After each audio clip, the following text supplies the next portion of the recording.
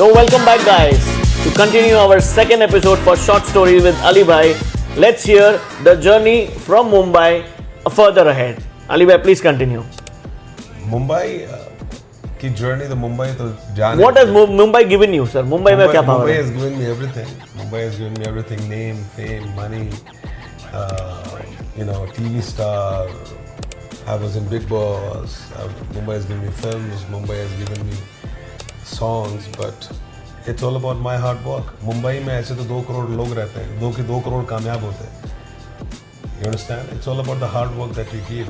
And I used to work 18 hours, 20 hours a day with no food, with no backup, with no shelter, nothing. And there was only one power that supported me.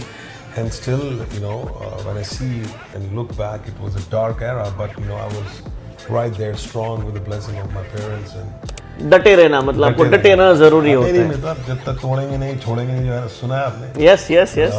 तो वही है कि हमने अपने आप को उस मुकाम तक रखा और लेफ्ट गए ना राइट गए. हालांकि I had chances when you are a teenager young you can easily go in the left right. कभी शराब नहीं पी, सिगरेट नहीं पी, कभी गलत काम में नहीं गए. अपने आप को बचा के रखा कि यार लंबा चलना है, बिकॉज पीछे कोई नहीं है.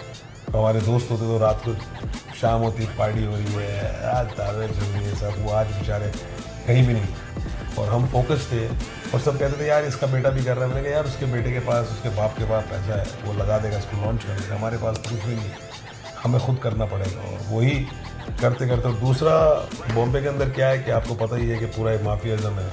इसका बेटा ही वो बनेगा, उसकी बेटी ही वो बनेगी, उसका डायरेक्टर का बेटा ही वो फिल्म डायरेक्ट करेगा. आप बोलते हो कि कई जगह पर हार्ड वर्क को छुपाया जाता है, लेकिन इन्फ्लुएंस जो होता है उसके कारण से लोग जल्दी आगे बढ़ते हैं. मतलब हाँ, इन्फ्लुएंस और जैक तो चाहिए होगा. जैक, क्योंकि जो बॉलीवुड की जो लॉबी है, जो 10 लोग हैं, वो किसी भी टैलेंट को आगे घुसने नहीं देंगे.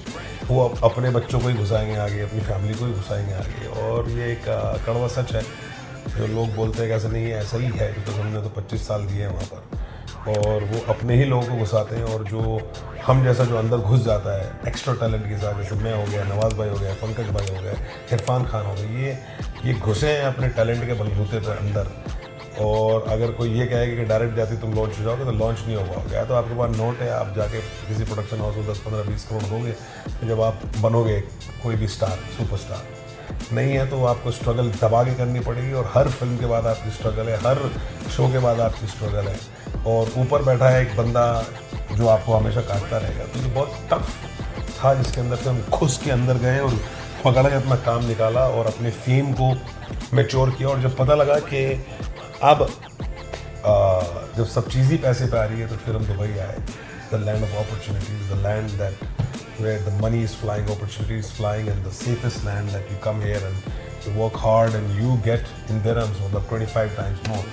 And यहाँ आए और हम यहाँ पर आके प्रॉपर्टीज़ में घुस गए. और एक नंबर से हम लोगों ने 1 साल में इतना बिजनेस किया, शायद जितना मैंने 25 साल में नहीं कमाया होगा, उतना मैंने 1 साल में कमा के फेंक दिया. टच सर, बहुत आपका सक्सेस. और गुड कहो, टच आयरन कहो, टच कुछ भी कहो, जब तक आप मेहनत नहीं करोगे ना, मेहनत को टच नहीं करोगे, आप कुछ नहीं कर सकते.